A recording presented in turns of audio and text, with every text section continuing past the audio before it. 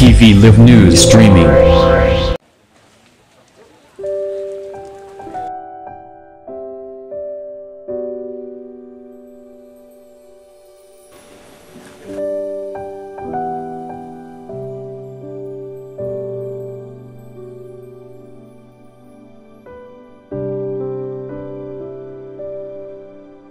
Bismillahirrahmanirrahim. Assalamualaikum warahmatullahi wabarakatuh. Dr. Honoris Causa Risma hari ini. Selamat siang. Pakar Nasional Dr. Andes Muhammad Syarif Bandung, Sekretaris Jenderal Kementerian Sosial, Wakil Ketua DPI, Pak Enal Setiadi, Pak Dr. Sofian Syaf, Wakil Kepala Wakapolres Bekasi, saya hormati juga Camat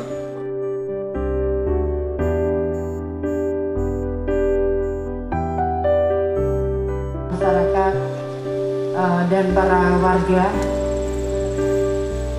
yang saya cintai, peta desa presisi yang dimulai dari desa Pantai Bakti, sebetulnya secara teori ini sangat bagus sekali. Sekali lagi sangat bagus sekali. Kita memang semua harus mulai dengan data. Saya sekali lagi ini banyak teman media, saya tidak pernah menentukan suatu kebijakan tanpa data. Bahkan setiap langkah saya selalu meminta data. Contohnya misalkan saya memberikan bantuan, berapa anak di situ, berapa kemudian warga disabilitas di situ, kemudian berapa penduduk yang mengungsi dan sebagainya. Jadi data itu sangat penting untuk kita bisa sangat efektif dan efisien dalam melaksanakan apapun yang akan kita putuskan. Sangat beruntung di desa ini kemudian dijadikan salah satu pilot project untuk peta desa yang presisi, di mana menggunakan sekalian teknologi yang luar biasa, yaitu data spasial dan data numerik. Saya Pak Rektor juga sekarang juga lagi menyiapkan data spasial dan data numerik untuk dana bantuan sosial. Nanti mudah-mudahan bulan Maret kita sudah bisa untuk mengetahui ketepatan. Ini sangat bagus sekali dan ekonomi dari masyarakat. Namun memang ini sangat tidak mudah, terutama bagaimana partisipasi masyarakat itu secara terus-menerus mengupdate data tersebut. Tapi kita harus yakin bahwa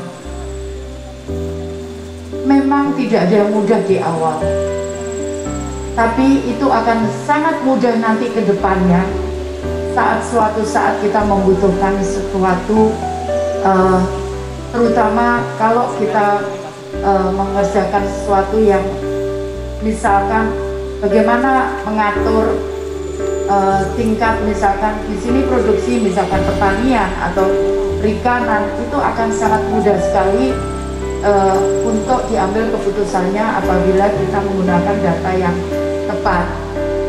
Jadi Bapak Ibu sekalian yang saya hormati, Pak Rektor, sekali lagi saya ucapkan terima kasih, karena kalau ini bergerak terus, saya yakin itu akan sangat mudah. Contoh data yang sangat luar biasa. Memang saya tahu ini tidak mudah. Kita punya penduduk lebih dari 250 juta. Namun kalau kita lakukan dengan telaten, pasti suatu saat kita akan mempunyai database yang lengkap. Terutama saya yakin yang di kebijakan dari Bapak Presiden itu sudah tepat. Karena tidak bisa, memang ada ramalan bahwa ke depan adalah 60% dari penduduk itu tinggal di perkotaan.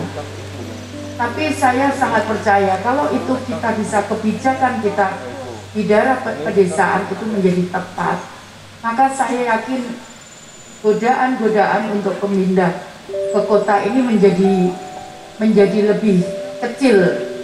Mari kita buktikan ramalan itu, tapi memang harus dengan kekuatan dan keyakinan yang besar. Seringkali sering kali godaan lebih besar. Saya kemarin nemu salah satu pemulung, Pak. Ya pertama saya tawarin, aku mau pulang dari Sumatera Utara. Begitu saya carikan kerjaan, aku mau kerja aja di sini gitu ya. Jadi maksudnya itu ternyata ada hubungannya begitu. Padahal sudah saya sampaikan, kamu juga bisa nanti di daerahmu saya carikan pekerjaan. Tapi enggak, aku nyoba di sini katanya gitu. Dan tanpa senyum ngomongnya. Jadi Bapak Ibu sekalian, para ibu terutama warga Desa Pantai Bakti, saya ingin menyampaikan bahwa dengan keyakinan kita, dengan kekuatan kita bisa maju. Kita bisa maju. Kita harus percaya itu. Saya dulu tidak pernah bisa membayangkan, Pak. Saya mulai dengan data 2010 itu dengan penduduk yang mempunyai, saya naikkan karena kemiskinan saat itu sekitar 12%. Saya naikkan jadi miskin termasuk informasi. Jadi kalau dia nggak punya HP, termasuk diantaranya dia miskin. Dia nggak punya TV, dia miskin. Nah, itu saya masukkan data-data itu sehingga yang saya sebut miskin itu yang daya beli rendah. Jadi termasuk dia belanja setiap bulan berapa itu saya masukkan. Nah, saya mempunyai data 2010 itu 34,3% itu warga Surabaya yang daya belinya rendah. Tapi kemudian saya mencoba mengajak seluruh, mulai saya berangkat dari desa ke desa. Setiap minggu saya berputar dari desa ke desa, saya telateni tiap kecamatan. Sekarang ini tinggal 5% dari 34%. Dan dari beberapa itu 25%-nya yang dulu adalah penduduk itu sudah pendapatannya di atas 1 miliar sebulan. Jadi karena itu para ibu bapak, kita harus punya keyakinan, terutama anak-anakku Karang Taruna atau anak-anak muda. Kita harus punya keyakinan, tidak ada yang tidak mungkin di dunia ini. Semua mungkin, tinggal kita mau atau tidak. Kalau kita mau, dari manapun kita, siapapun kita, siapapun asal kita, pasti diberikan kesempatan yang sama oleh Tuhan. Jadi karena itu, ayo kita tidak boleh menyerah. Kita tidak boleh berhenti, oh puas, aku udah cukup ini. Tidak boleh. Kenapa? Karena kalau kita ngomong kita sudah cukup ini, berarti kita orang sombong. Kalau orang sombong itu orang paling yang dibenci Tuhan. Jadi kita memang harus kurang menambah ilmu, belajar dan seterusnya, supaya hidup kita lebih baik dan lebih baik lagi.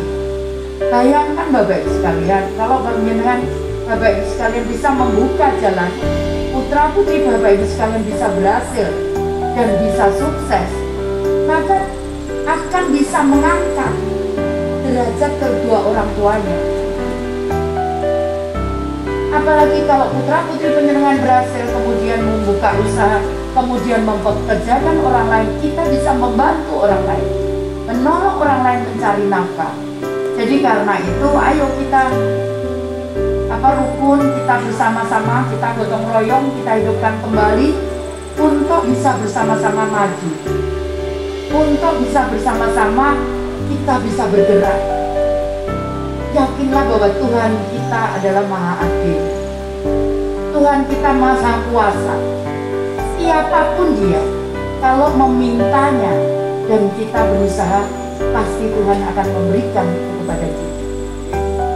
Jadi Bapak Ibu sekalian, sekali lagi, ayo kita sama-sama bergerak. Ini kebetulan dimanfaatkan. Pak Rektor kebetulan waktu saya jadi wali kota, mahasiswa-mahasiswa STB itu sering ke Surabaya. Betul ya Mas, saya STB sering ke Surabaya karena Surabaya itu aneh kota tapi kok menghidupkan pertanian. Tapi dari pertanian itu mungkin Bapak Ibu sekalian tidak pernah bayangkan. Jadi kalau itu karena nggak ada lahan, saya buat hidroponik. Itu satu kelompok, itu saya pakai giliran, ada yang ngirim ke hotel, ada yang ngirim ke supermarket, karena organik, jadi mereka senang dan itu cukup diantar becak sekali datang ke hotel, kemudian tidak beda kalau dari luar kota sayur itu kemudian harus pindah-pindah diangkat. Nah, tinggal sampai Surabaya agak layu gitu. Nah, tapi kalau yang dari kita itu masih seger, bahkan kadang kita bawa sama pralonnya itu untuk ke hotel supaya kualitasnya sayur lebih baik. Jadi satu kali panen itu mereka bisa dapatkan 7 juta. Ya, hidroponik. Jadi itu saya gilir dari kampung sini supaya hotel juga tidak besoknya aku dapat dari mana begitu. Jadi saya atur hari ini panen di sini, hari ini panen dari kampung ini panen. Awalnya tujuannya hanya untuk mengurangi pengeluaran. Jadi dia menanam sayur sendiri, kemudian mereka ternak, ada lele, ada gurami, ada ikan mas. Tapi kemudian berlebih mereka, dan mereka pintar Pak. Saya coba akseskan di hotel sangat senang. Jadi karena itu sekali lagi tadi yang saya sampaikan, ayo kita bergerak.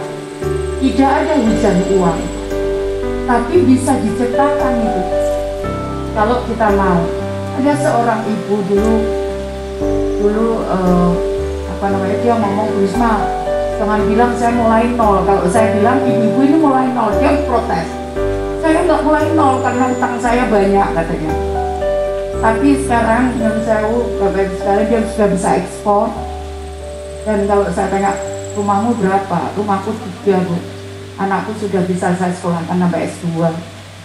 Kemudian mobilnya saya 3. Jadi Bapak Ibu sekalian ternyata bisa. Tadi yang saya sampaikan, Tuhan kita maha kaya, Tuhan kita maha pemurah, dan Tuhan kita tentunya maha adil. Siapapun kita diberikan kesempatan yang sama, tinggal kita mau atau tidak. Bu, masa saya bisa? Tidak ada yang tidak bisa. Semua bisa, asal kita mau. Tinggal kita mau atau tidak.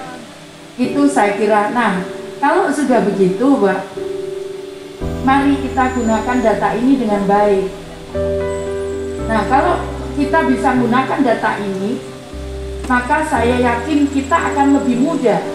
Coba bayangkan, sekarang kenapa saya tidak terlalu repot Pak waktu pandemi, karena seluruh UKM saya, toko kelontong sampai pedagang pasar itu sudah saya ajari jualan online.